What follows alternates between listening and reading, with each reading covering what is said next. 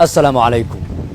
مدحوينها جمهورية فدرالك صوماليا مدن محمد عبد الله فرماتشو iyo wafdi uu hogaaminayo ayaa goordhaweyd soo gaaray magaalada Addis Ababa halkaas oo ay kaga qayb galayaan munaasabada caleemasaarka dhismaha xukuumadda cusub ee Jamhuuriyadda Itoobiya.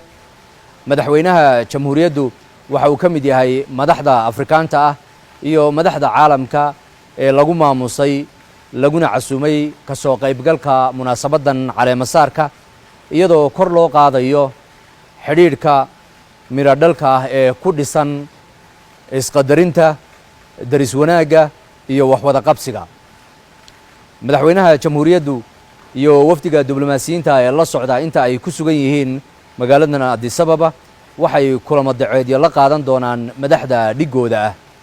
Madaxweynaha waxaa safarkan ku weeheliya wasiirka qorsheynta qaranka mudane Jamaal Maxamed Xasan iyo wasiirka gaashaandhigga mudane Xasan Xuseen Xaaji xildhibaano iyo madax kale.